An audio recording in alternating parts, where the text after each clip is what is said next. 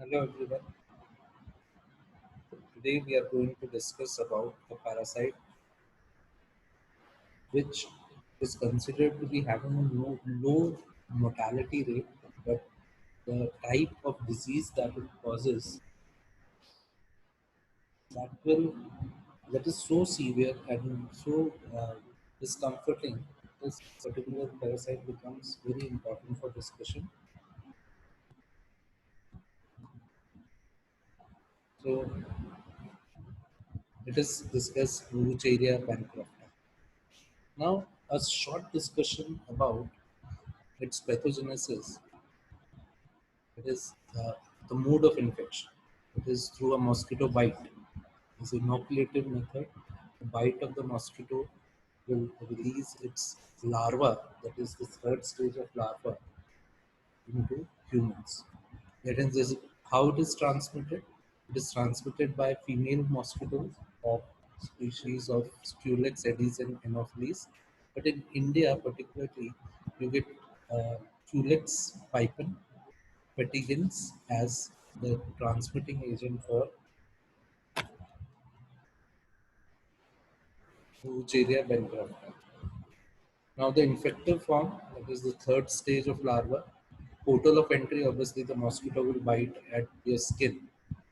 Site of location, there where usually these larvae will settle down, that is the lymphatic system.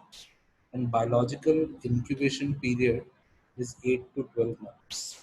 It's around 8 to 10, 12 months. Okay? So, around a year. In endemic areas, infection is mostly asymptomatic. It is they tolerate microfilaria and immune response being inhibited.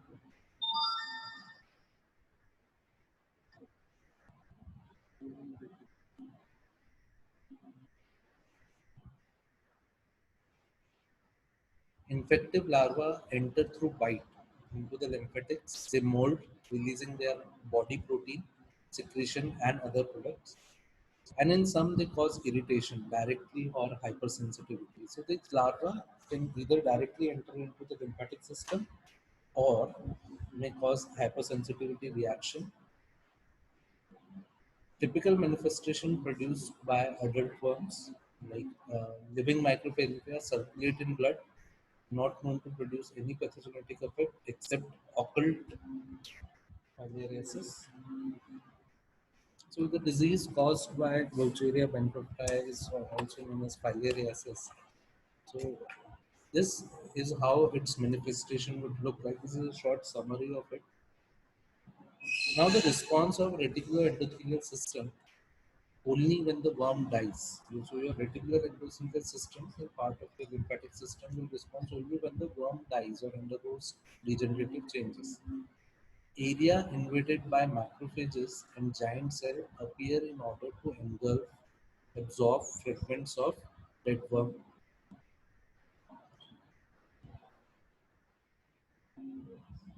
Eosinophilic infiltration gradually disappears. Fibroblast appears laid down in concentric layers. Hyalinized scar tissue, tom, that is known as the tombstone of dead worm. So this hyalinized scar tissue, as the tombstone means, it is a confirmation that this particular worm was dead at this particular location. So it's like an inscription written for the dead people, that is a tombstone. So this scar form, hyalinized scar form, is like a tombstone to the dead worm.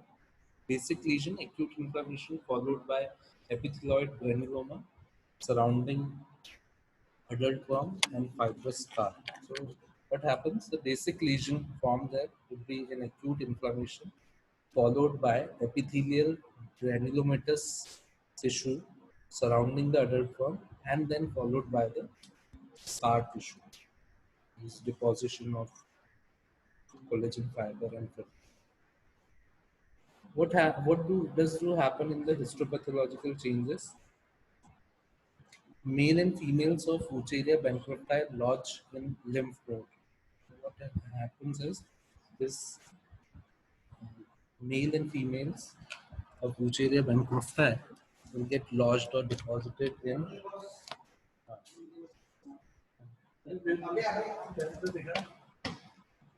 lymphadenopathy, lymphedema, and lymphoresis as also seen. Obliterative endolymphangitis, that is obstruction of occlusion of lymph vessels might also be seen. Occlusion of lymph vessels might also be seen. That is, the lymphatic flow would be obstructed. A parasitic onion developing around degenerated parasite. So it's like layers on layers getting forming, and hyaline scar is also sometimes seen. Cause of lymphatic obstruction. Cause of lymphatic obstruction is mechanical blocking. That is obviously why the worm present would obstruct it mechanically.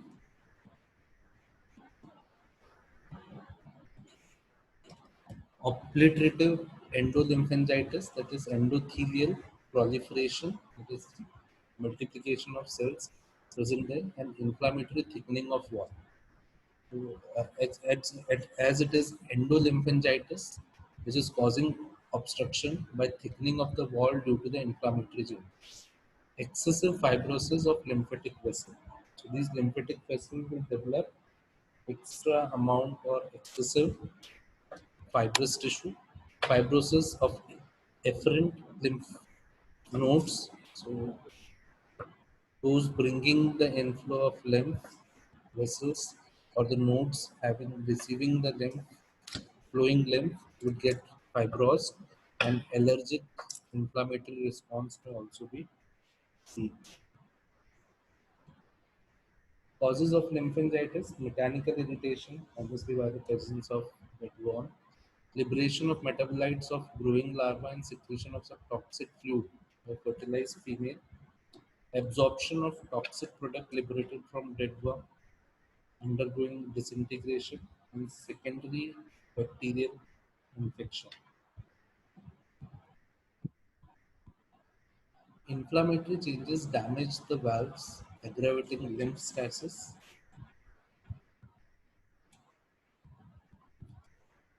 Increase permeability of vessel wall, that is leakage of protein rich lymph into the tissue. This leakage of protein rich lymph will cause swelling, swelling in different parts of the body. Brownie edema or heart beating edema can be seen. Fibroblasts invade, laying down fibrous tissue, non-pitting gross edema of elephantiasis.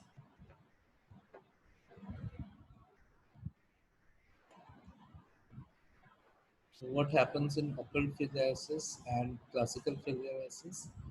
Occult filariasis is caused by lesion of microfilariasis, whereas classical is caused by developing worm in adults. In occult type, lesion is not only in the lymph nodes but lungs, liver, and spleen. Whereas here in classical, they are limited to lymphatic vessels and lymph nodes. Eosinophilic granuloma is they causes, whereas here acute inflammation followed by epithelioid granuloma.